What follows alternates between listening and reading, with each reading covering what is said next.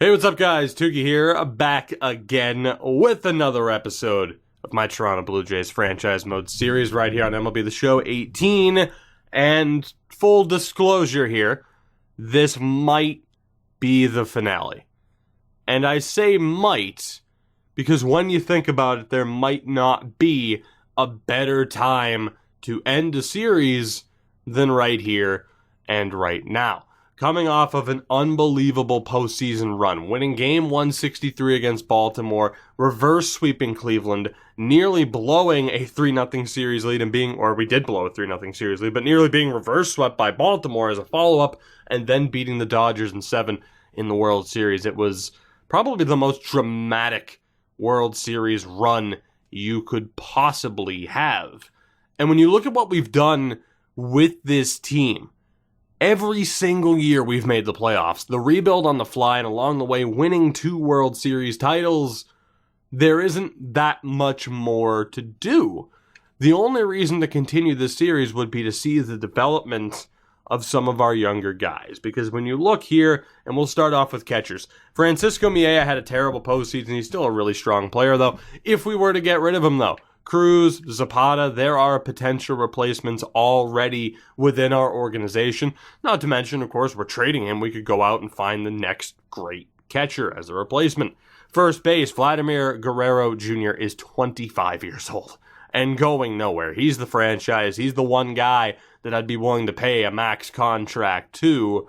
We're set up. Second base, Andy Wales is 21 years old. At third, Buster Couture is ready to go pretty much as of next year. It's ridiculous. Bo Bichette is in his prime. Martin Santana's 23. Robles, Taveras, Ryan Dahl is 20. You look at the pitching, which again is just ridiculous, as we have the majority, if not every single top pitching prospect in the league right now. The bullpen is also completely stacked.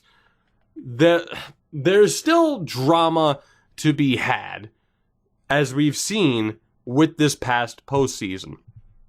But it's not there to the same extent, where we know that we're going to be competitive year in and year out. The only real reason to continue would be to see just how good Junior's going to be in his career, although I honestly don't think we would possibly sim another 10 to 15 years up until his retirement.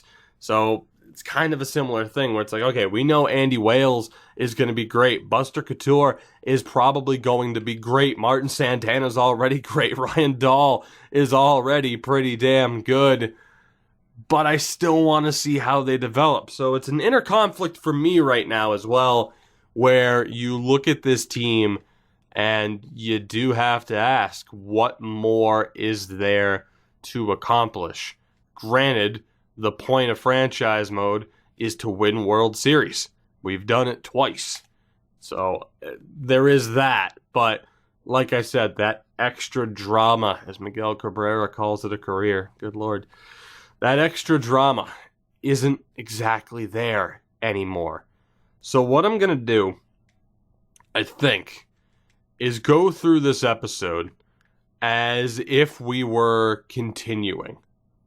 No matter what. I'm going to go through this episode as if we were continuing what we're doing here. But there is a chance of this still being the finale. I just can't decide what to do, essentially. So I want to see what this roster looks like and what we would be set up to do, as I think we have to bring in Dave Roberts. He's just ridiculous. So the speed contact and clutch of Bruno Matos is also ridiculous. +3 bunting. Some really good managers available right now. God damn. Gotta admit, I kind of like the extra speed, contact, and clutch. But in fairness, pitching upgrades can't really go wrong. We'll see if we could bring in Dave Roberts. There's an outside chance. I do suppose I would have to send him a lot more money. The good thing is we have all the money in the world, if I'm not mistaken. Wow, Dave Roberts. Look out. Dave Roberts wants to be paid. And we are also missing a hitting coach, I do believe. Pitching coach. Okay, so Pitching coach for hire. Who could we bring in? Anybody that doesn't have any minuses would be nice. That's not looking like it's possible. So -2 stamina, -1 clutch, -1 control. Not really feeling any of these, to be honest. All right, less exciting options for the pitching coach, I'd say. Let's go with the -1 clutch of Ricky Rodriguez. And I'll probably just give him a 2-year deal. He's not someone that we'd want to hold on to long term. We'll see if he accepts that. He's 68 as well, so he won't be around for that much longer. Anyway, as it stands, now would be the time that Francisco Miella goes. We give him a qualifying offer. We let him walk. The only other option would be to try and re-sign him, which we could attempt to do. I mean, again, Junior, you could even argue that now would be the end of Junior's tenure, that it might be the right idea to just let him walk. But, I mean, you look here. What could we do? A 15-year deal? Jesus. What was he looking for? He doesn't even have, like, a necessary... Like, there isn't even that for sure contract offer that he wants. It's kind of ridiculous as far as what we could look to do money-wise here. Like, it really is. I can't help but wonder if he'd accept that. So even now, you look at our future where you could contemplate re-signing Francisco Miella to trade him or just qualifying and letting him go, especially, too, when you look. We do have the money, technically, to sign both of them, so it would be a matter of how cheap we'd want to be. You know, re-sign Junior, then re-sign Miella and flip Miella, more than likely, because we wouldn't want to have someone on a max-level deal. I guess my big thing, too, it's like with Junior, you could let him go, too. Not that you'd want to, but it's pretty ridiculous. The more term we add to this deal, the more interested he is, funny enough. What would this end up being? You can see the payroll boost. It's kind of ridiculous. $30 million a year offer. Kind of crazy. I do wonder if he would accept that. We have 5 days to find out. Dave Roberts would be our manager. Ricky Rodriguez is brought in. Junior hasn't accepted. Let's take a look here. Junior accepted. Wow. So we just signed Junior to a 15-year deal. Which, again, we pretty much wouldn't be simming the rest of that anyway. We would never see the rest of that contract out, so it would just make sense to sign him for that much.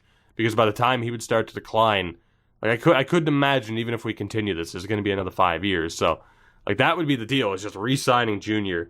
Then we could re-sign Miella. It kind of brings home the point that no matter what we do, we're going to be an extremely competitive team. And while I want to see what happens with Andy Wales, I want to see what happens with Bo Bichette, Martin Santana, Ryan Dahl, I think now is the right time to call it, because otherwise it's just going to be more of the same. I think now is the right time to move on to a new challenge. We rebuilt on the fly, made the playoffs every year, won the World Series. We turned this team into a monster. We turned this team into a machine. Maybe now it's time to rebuild another team into a machine. Maybe. So guys, with that, I think we're going to call it. One machine's been rebuilt. Maybe it's time to rebuild another. With that, you know what? I'm calling it. It's done. It's done. If I ever play through this again, like on Twitch or something, I'll post it kind of in highlight form of, hey, here's what happened. Here's what our team looked like. Here was the success level that we had. But for now, we are done here. As far as anything Channel Hall of Fame-wise, I'm not exactly sure. But needless to say, if you wanted to mention names, the names that if someone watches this back after the fact, they get to that final video and they look down in the comments and they see, okay, I agree. These were the biggest names in this series. From the Vlad Juniors to the Bo Bichettes, of course, that were already on roster, to the ridiculous performance. And I think the MVP of this series in general, which who would have thought especially when you look at some of the deals that we had, some of the players that we had on this roster, whether it be a Chris Sale, a DJ LeMahieu, so many names, so many faces. Zach Eflin is our hero.